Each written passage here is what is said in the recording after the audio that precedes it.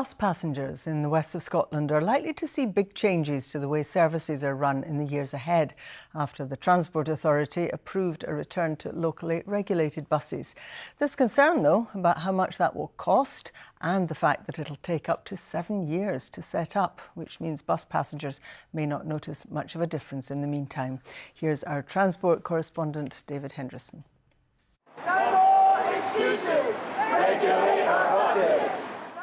A protest in the rain ahead of a crucial vote by transport officials. These bus passengers are demanding changes to the way their services are run.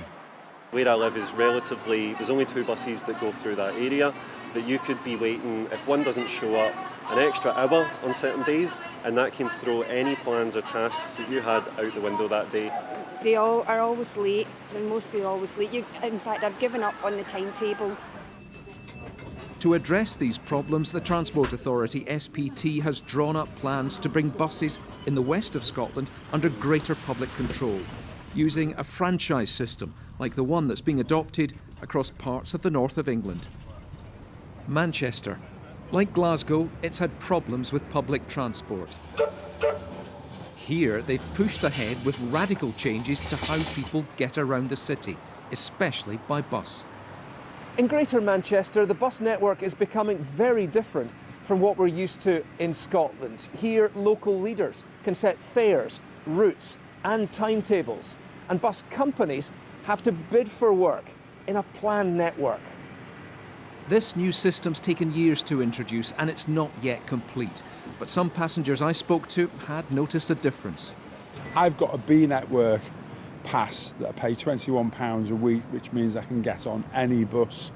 So literally get on, hop off, jump on the next bus. Brilliant. It's just a standard price now for how far you need to go. Do you find yourself travelling more by bus as a result of that? Or what's it like? Yeah, I used to get the Met because it was cheaper, but now I just get on the bus because it's only £1 to get me to my college. The authorities here say they're already seeing more people travelling by bus.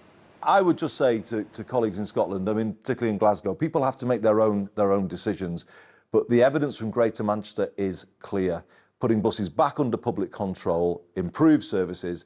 It makes you able to recycle the proceeds into keeping fares low, and critically, it makes the people the bosses of the buses.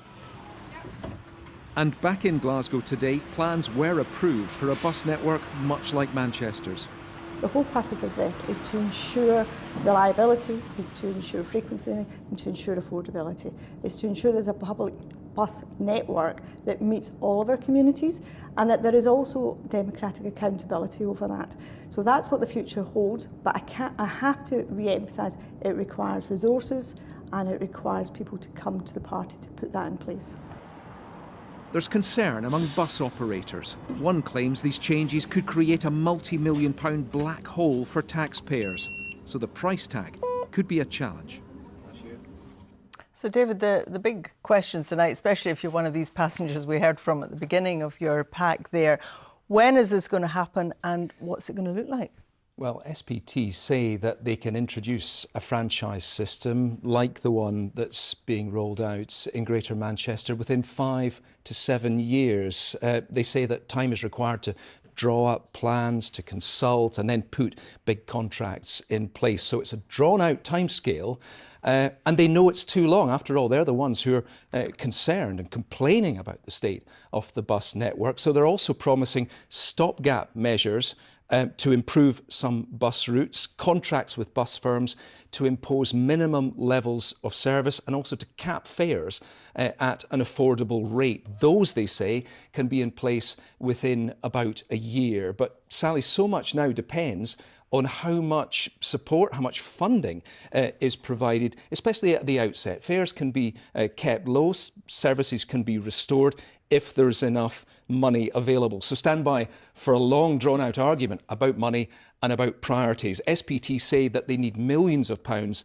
in extra funding, particularly at the start, so they can get the ball rolling, so that they can persuade people to come out of their cars and get on buses and get passenger numbers rising year after year. David Henderson, thank you very much. A planned Orange March in Aberdeen